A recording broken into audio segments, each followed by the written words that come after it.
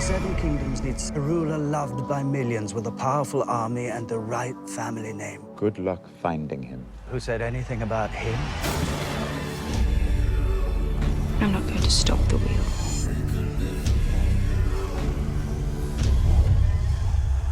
I'm going to break the wheel.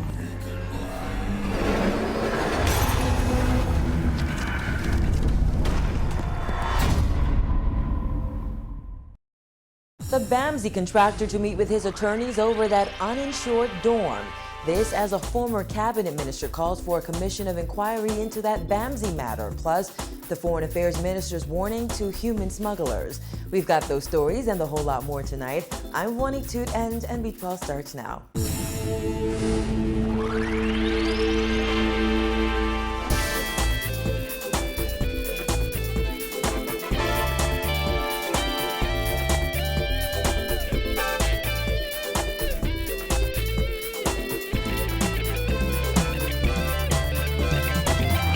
Topping news tonight, the contractor who built the uninsured Bamsi male dorm that was severely damaged by fire says he does not know where he will get $2.5 million. This after Deputy Prime Minister Philip Davis said it will cost $5.5 million to rebuild the dorm, and the contractor is liable for $2.5 million. Well, President of Paradigm Construction Audley Hanna says he will meet with his attorneys tomorrow to discuss the next step. We also asked Hanna about his initial claim that the building was insured by Southern Alliance, considering Davis said there was only a quote on file from Royal Star Assurance. However, Hanna would not comment on that and told us it's all in the Ministry of Works files. Meantime, former F&M candidate for North Andros Desmond Bannister is calling for a commission of inquiry into the Bamsi insurance fiasco, which he says will cost taxpayers millions of dollars. Bannister says the government dropped the ball in its rush to sort out political cronies, and now heads must roll.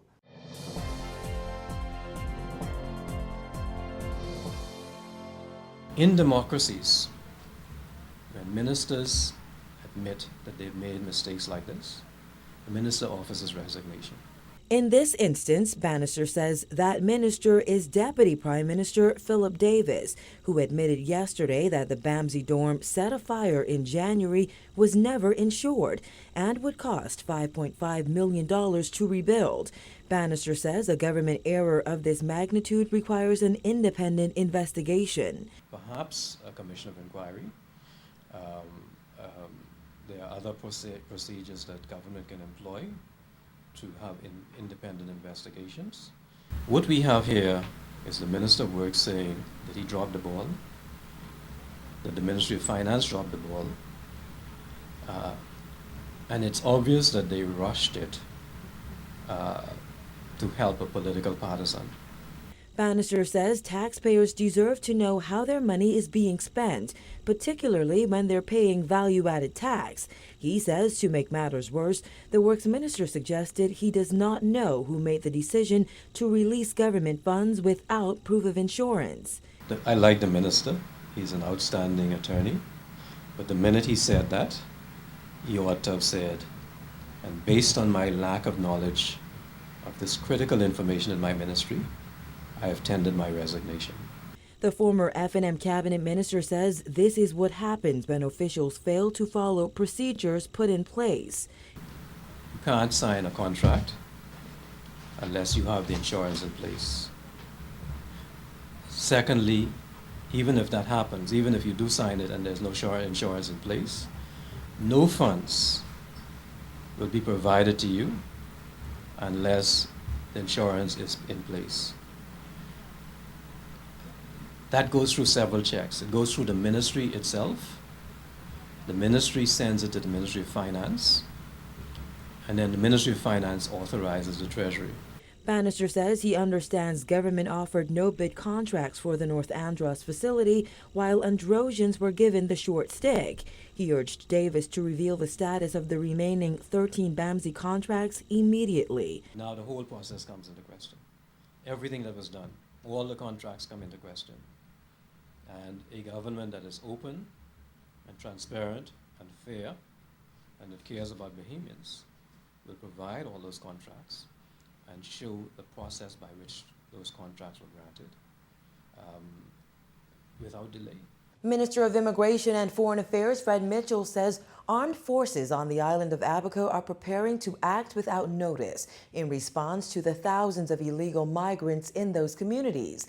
Mitchell said it's only a matter of time before authorities catch up with those persons whom he says have had more than enough time to comply with our laws or leave the country. Simone Davis has the details. Foreign Affairs Minister Fred Mitchell said intelligence suggests that there may have been an illegal landing in Abaco on Wednesday. He said it is believed that approximately 60 migrants have melted into the Abaco community and suggested that this has forced the government to arrange roundups on that island. Yesterday, we had information that there may have been a landing in Abaco with approximately 60 people on board who may have melted into the Abaco community. So we've ordered an investigation into that report, and that investigation is continuing. The Department of Immigration has held numerous meetings on the new immigration policy that mandates that foreigners have a passport of their country along with documentation allowing them to live and or work in the Bahamas.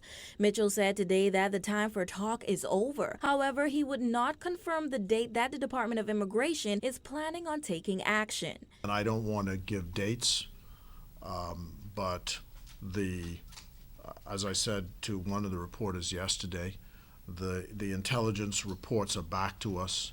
We have identified the areas that we need to move in. We've also identified the resources, so it's just a question of the National Security Minister and the Honlia Group, which is, Honlia is an acronym for all of the heads of the law enforcement agencies. This body will receive that report, and once that report is received, they'll say, act.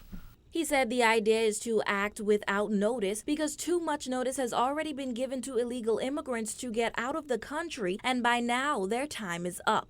Mitchell says he's urging Bahamians to become more vigilant about what goes on in the country, saying that law enforcement cannot succeed without community support. Mitchell added that Bahamians are greatly impacted when foreigners invade the country, and the goal of the government is to completely prevent that. Mitchell said if the country is serious about managing the immigration problem, Bahamians need to take on a greater role, particularly employers. In Abaco, every employer will be called upon by immigration to produce employees and their identification, to make sure that they know every employee who is there has a work permit or is Bahamian. So you want to put the community on notice that that's coming.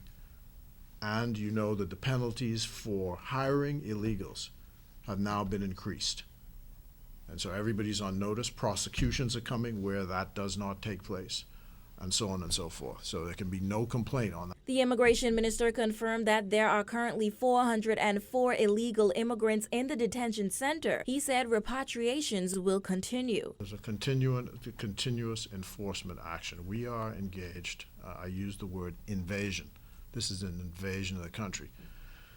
You have to look at it this way.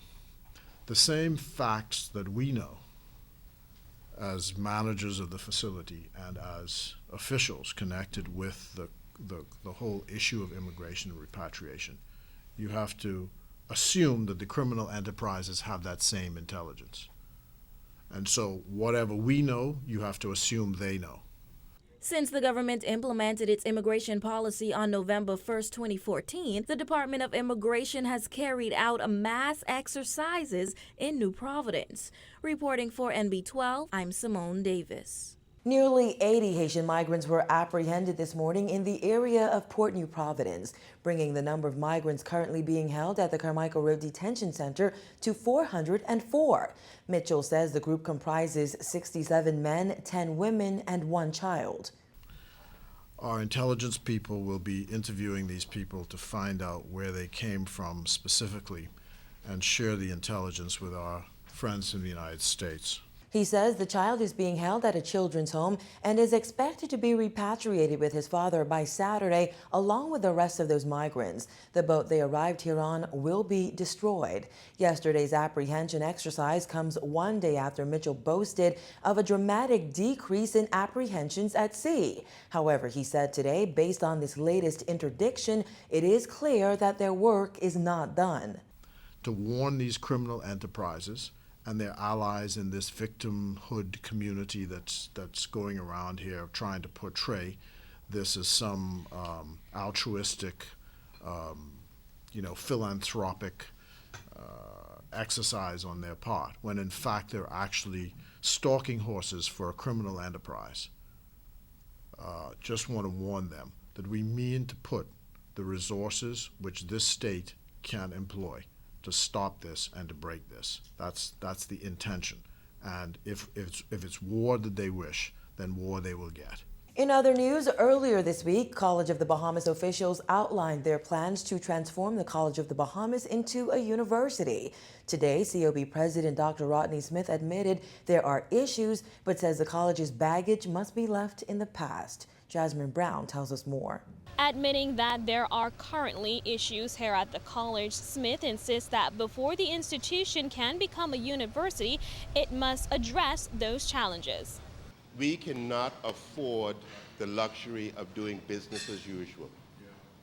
We cannot afford to take baggage from the College of the Bahamas into the University of the Bahamas. Dr. Smith made the candid comments as he was addressing members of the Rotary Club of West Nassau. He admitted that several areas will be addressed, including finances, administration, and even academics. We are taking steps to correct all of our administrative, as well as our financial and academic infrastructure internally. Smith insists they will waste no time in addressing these concerns. In fact, he says officials will be sprinting towards the finish line to get it done in time. A lot of the work, and that when I say that we're sprinting towards the starting line, it means that a lot of the work we have to do is going to come immediately within the first year of our transition, because a lot of those things we have to fix, we're fixing them right now, but we're going to see an institution that is actually totally transformed as the University of the Bahamas. And all of those areas, not only undergraduate courses, four-year degree undergraduate courses, but we will also start offering graduate and professional degree programs as well.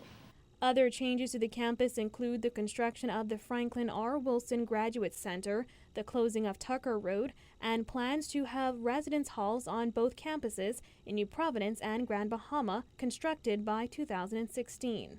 We have to be more flexible in order to service the needs of our students. The institution's new logo was also revealed this week. The logo will be royal blue and white, which are the proposed university's official colors. Reporting for NB12, I'm Jasmine Brown.